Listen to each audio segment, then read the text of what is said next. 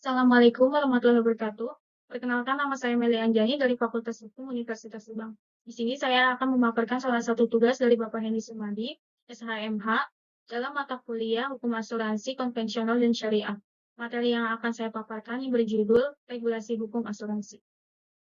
Di dalamnya ada pengertian asuransi, dasar hukum asuransi di Indonesia, syarat perjanjian asuransi, sifat timbal balik asuransi, dan penggolongan asuransi. Pengertian asuransi. Dalam pasal 246 Kitab Undang-Undang Hukum Dagang, asuransi merupakan suatu perjanjian di mana seorang penanggung dengan menikmati suatu premi mengikatkan dirinya kepada tertanggung untuk membebaskannya dari kerugian karena kehilangan, kerusakan, ketiadaan keuntungan yang diharapkan yang akan dideritanya karena kejadian yang tidak pasti. Namun pasal 1 ayat 1 Undang-Undang Nomor 2 menyebutkan bahwa asuransi adalah perjanjian antara dua pihak atau lebih dengan mana pihak penanggung mengikatkan diri kepada tertanggung dengan menerima premi asuransi untuk memberikan penggantian kepada tertanggung karena kerugian, kerusakan, atau kehilangan keuntungan yang diharapkan, atau tanggung jawab hukum kepada pihak ketiga yang mungkin diderita tertanggung yang timbul dari suatu peristiwa yang tidak pasti.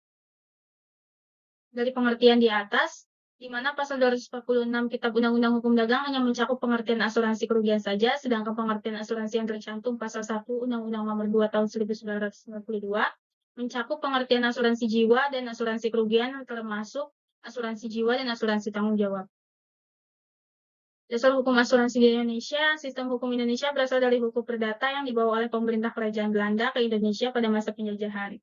Keberadaan hukum asuransi di Indonesia berakar dari kodifikasi hukum perdata dan hukum dagang pada permulaan abad ke-19 semasa pemerintahan Kaisar Napoleon di Prancis.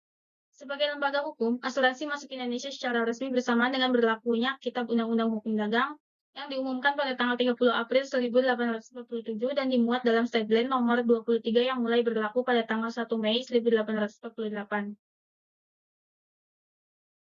Di dalam KUHD yang tersebar pada buku 1 bab 9 mengatur tentang pertanggungan pada umumnya, buku 1 bab 10 mengatur pertanggungan terhadap bahaya kebakaran, terhadap bahaya yang mengancam hasil pertanian, dan tentang pertanggungan jiwa.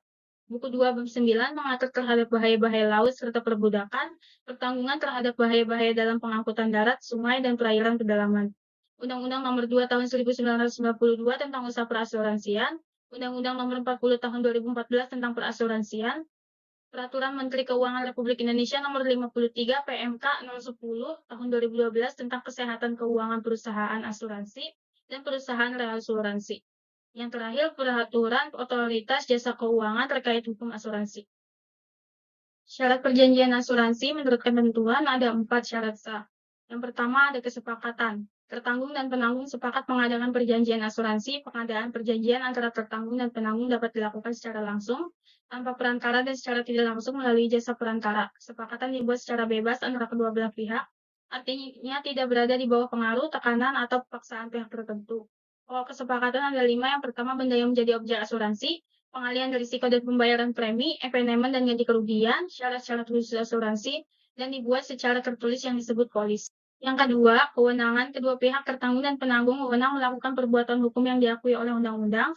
Kewenangan ada yang bersifat subjektif atau kedua pihak sudah dewasa, sehat ingatan, tidak berada di bawah perwalian atau pemegang kuasa yang sah. Dan bersifat objektif, tertanggung mempunyai hubungan yang objek asuransi karena benda tersebut adalah kekayaan miliknya sendiri. Kewenangan pihak tertanggung dan penanggung tidak hanya dalam rangka mengadakan perjanjian asuransi, tetapi juga dalam hubungan internal di lingkungan perusahaan asuransi bagi penanggung dan hubungan dengan pihak ketiga bagi tertanggung. Yang keempat ada objek tertentu. Objek tertentu dalam perjanjian asuransi adalah objek yang diasuransikan, dapat berupa harta kekayaan dan kepentingan yang melekat pada harta kekayaan. Dapat pula berupa jiwa atau raga manusia. Tertanggung harus dapat membuktikan bahwa dia adalah benar sebagai pemilik atau mempunyai kepentingan atas objek asuransi. Apabila tertanggung tidak dapat membuktikannya, maka akan timbul anggapan bahwa tertanggung tidak mempunyai kepentingan apa-apa, hal mana mengakibatkan asuransi batal.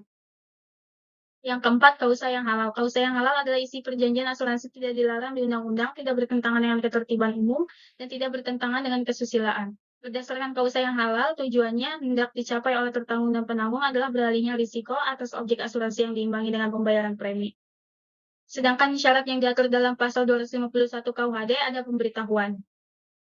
Pemberitahuan ada 2 teori. Yang pertama, teori objektivitas. Suatu asuransi harus memiliki objek atau jenis, identitas, dan sifat yang jelas dan pasti. Penanggung dilindungi dari perbuatan tertanggung yang tidak jujur. Yang kedua, Teori pengaturan pemberitahuan dalam KUHD menurut pasal 251, semua pemberitahuan yang salah atau penyembunyian keadaan yang diketahui oleh tertanggung tentang objek asuransi mengakibatkan asuransi itu batal. Sifat timbal balik asuransi menurut Wirjono Projodikora, sifat timbal balik adalah persetujuan asuransi atau pertanggungan ini merupakan suatu persetujuan timbal balik yang berarti masing-masing pihak berjanji akan melakukan sesuatu bagi pihak lain. Penggolongan asuransi menurut pasal 1774 Kitab Undang-Undang Hukum Perdata, asuransi dapat digolongkan sebagai bunga selama hidup seseorang atau bunga caigak hidup dan perjudian dalam perjanjian untung-untungan. Menurut Elisa Kartika dan Effendi Simangunsong, berdasarkan atas perjanjian asuransi digolongkan menjadi dua. Yang pertama asuransi kerugian, yang memberikan penggantian kerugian yang mungkin timbul pada harta kekayaan tertanggung. Yang kedua ada asuransi jumlah, pembayaran sejumlah uang tertentu tidak tertanggung pada persoalan apakah Veneman menimbulkan kerugian atau tidak. Berdasarkan Undang-Undang Nomor 2 Tahun 1992 tentang usaha perasuransian digolongkan menjadi dua. Yang pertama usaha asuransi, diantaranya yang pertama asuransi kerugian yang memberikan jasa dalam penanggulangan, yang kedua asuransi jiwa yang diberikan oleh perusahaan asuransi dalam penanggungan risiko yang dikaitkan dengan jiwa atau meninggalnya seseorang yang dipertanggungkan. Yang ketiga, reasuransi, sistem penyebaran risiko di mana penanggung menyebarkan seluruh atau sebagian dari pertanggungan yang ditutupnya kepada penanggung yang lain. Yang kedua, usaha penunjang asuransi diantaranya yang pertama pialang asuransi yang memberikan jasa perantara penelitian asuransi dan penanganan ganti kerugian asuransi untuk kepentingan tertanggung. Yang kedua, pialang reasuransi memberikan jasa perantara penempatan reasuransi dan penyelesaian ganti kerugian reasuransi untuk kepentingan perusahaan asuransi. Yang ketiga, penilai kerugian asuransi yang memberikan jasa penilaian terhadap objek asuransi yang dipertanggungkan. Yang keempat, konsultan aktuaria memberikan jasa konsultasi aktuaria. Yang terakhir, agen asuransi memberikan jasa perantara rangka pemasaran jasa dan atas nama pertanggungan.